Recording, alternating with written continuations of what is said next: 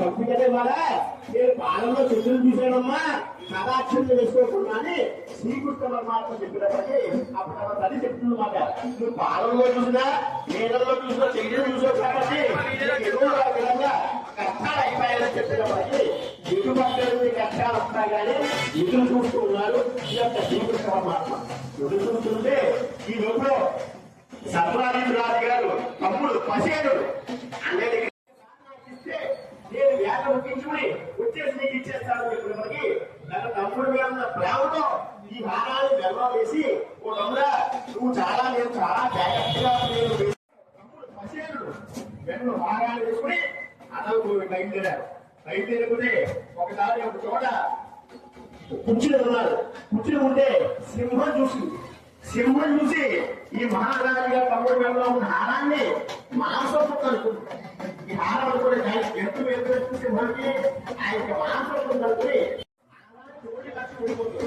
వెళ్ళిపోతుంటే ఈ లోపల జాంబవంతులు చూస్తారు జాంబవంతులు చూసి ఆ సింహాన్ని వధించి ఈ యొక్క మహారాజు గారి తమ్ముడు పసేను చచ్చిపడుతాడు ఏమిటప్ప మహారాజు గారి తమ్ముడు పసేను ఎక్కడ చచ్చిపడుతున్నాడని కొంత దూరం సింహం చచ్చుకుంటాడు ఏమిటప్ప చాలా కాంతి వస్తుంది అంతేకాని ఈ యొక్క శ్రీకృష్ణ పరమాత్మ ఏమిటప్ప అక్కడ కాంతి వస్తుంది చూసి ఆ యొక్క గృహలోకి వెళ్ళినప్పటికీ ఈ యొక్క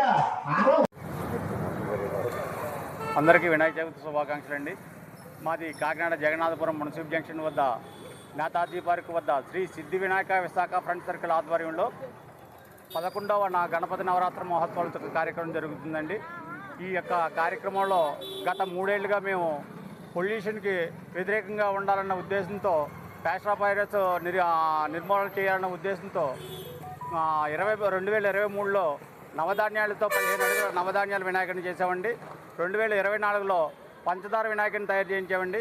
ఈసారి ఇంకా వినూత్నంగా పిల్లలందరినీ ఆకర్షించే విధంగా ఉండాలన్న ఉద్దేశంతో జెమ్స్ పిల్లలతో వినాయకుడిని తయారు చేయడం జరిగింది.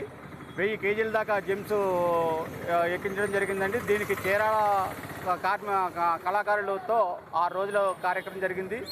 సుమారు 2 లక్షల రూపాయల వ్యయంతో కూడుకున్న ఖర్చుతో అయిందండి. ఇలాగే ప్రతిరోజు నిత్య అన్నదాన కార్యక్రమం 300 మందికి నిత్య అన్నదాన కార్యక్రమం జరుగుతుంది.